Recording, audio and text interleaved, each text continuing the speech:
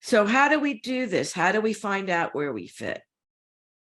We need to first identify our values, like how much money do we want? Do we want to work in place? What kind of reasons that we do work, what our life values are, what our career values are, all sorts of different values. How do we do that? I always believe, go to your past. What have you enjoyed and succeeded at in your life? That's a great clue. If you do something that you enjoy and succeeded, you're likely to do better in your life. There have been years as a resume writer where I've earned more money than I ever earned as an engineer. And as I reach my retirement age, I could retire tomorrow and have enough money for the rest of my life. And that's what 2 financial advisors have told me.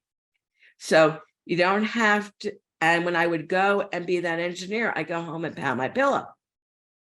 When I became a resume writer and career coach, serendipitously, I wake up every day looking forward to that day in my life and doing my work. I choose to do my work now because I enjoy it. Even though I could earn more money, my values were I wanted to be more independent, have more control of my time, and help people rather than being at the mercy of what companies did. I identified skills that got me the success that you enjoy using, and identify skills you no longer want to use, because there's things that I hated doing, and you probably hate doing out of your job currently or other jobs that you've held. Find jobs that don't do those things. And also, I firmly believe that you don't have to be good at everything. People tell you to expound upon your weaknesses to fix them. I have a belief, leverage your success. There's a lot of other people who can do the things you're weak at. But you are special because you can do the things that you are strong in. And that's why people want you. So identify those skills you're strong in that you can do. Because that's going to be where you're going to be more likely to be successful. And you don't have to be good at everything, because nobody is. Some people pretend, but nobody's good at everything.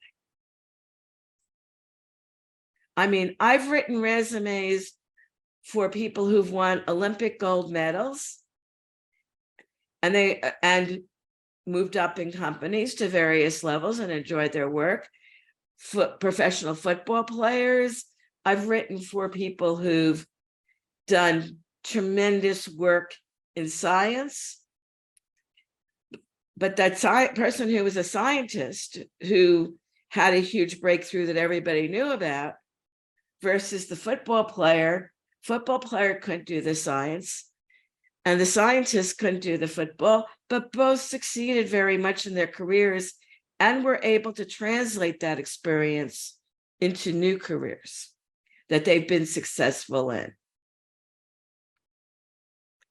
So it doesn't mean that you use a set of skills that you always have to use them. You can take those skills and go somewhere else if you want to, but look at what makes you happy.